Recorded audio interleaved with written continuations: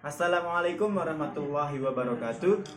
Innal hamdalillah nahmaduhu wa nasta'inu wa nastaghfiruh wa na'udzu billahi min shururi anfusina wa min sayyiati a'malina. May yahdihillahu fala mudhillalah wa may yudlil fala hadiyalah. Asyhadu an la ilaha illallah wa asyhadu anna Muhammadan abduhu wa rasuluh. La nabiyya ba'da. Pertama-tama, marilah kita panjatkan puji syukur kita terhadap kehadiran Allah Subhanahu wa Ta'ala yang selalu memberi kita banyak nikmat, dan salah satu nikmatnya ialah nikmat Islam.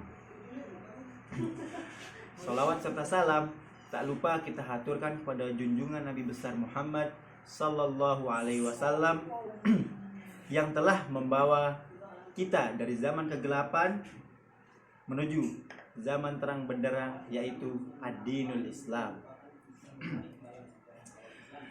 Pada kesempatan kali ini saya akan menjelaskan atau mentafsirkan tentang ayat Fusilat, ayat 33. Tafsir ayat Fusilat 33.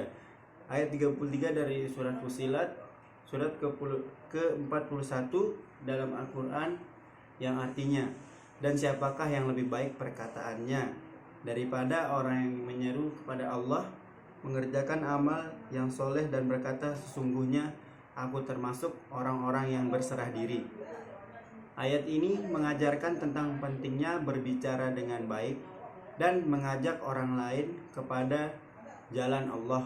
Orang yang berbicara dengan kebaikan dan kebenaran serta mengajak orang lain untuk mengenal dan mendekatkan diri kepada Allah dianggap sebagai orang yang berbicara yang paling baik. Selain itu, ayat ini juga menekankan pentingnya tindakan yang soleh sebagai bukti kesungguhan seseorang dalam mengikuti ajaran Allah.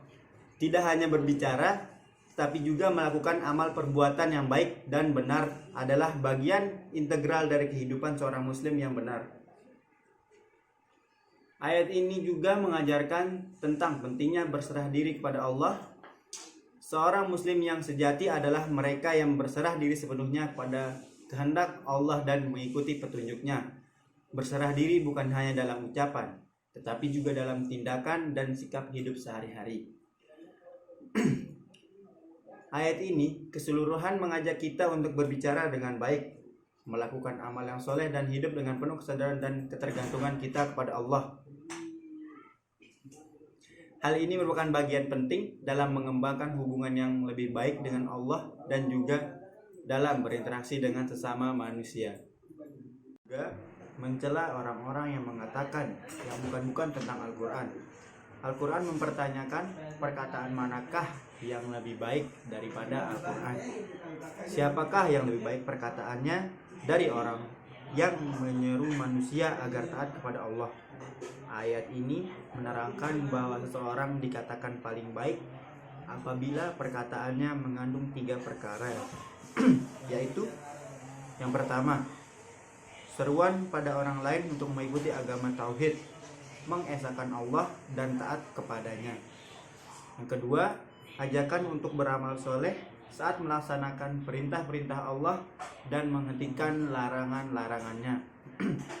Dan yang terakhir, yang ketiga, menjadikan Islam sebagai agama dan memurnikan ketaatan hanya kepada Allah saja. Ayat ini dipahami bahwa sesuatu yang paling utama dikerjakan oleh seorang muslim ialah memperbaiki diri lebih dahulu dengan cara memperkuat iman di dada, menaati segala perintah Allah dan menghentikan segala larangan-larangannya. Setelah diri diperbaiki, serulah orang-orang lain untuk mengikuti agama Allah. Orang yang bersih jiwanya, kuat imannya, dan selalu mengerjakan amal yang soleh, ajakannya lebih diperhatikan orang karena ia menyeru orang lain dengan keyakinan yang kuat dan dengan suara yang mantap dan tidak ragu-ragu. Mungkin sekian yang dapat saya sampaikan, kurang lebihnya mohon maaf. Wabillahi taufiq wal hidayah. Wassalamualaikum warahmatullahi wabarakatuh.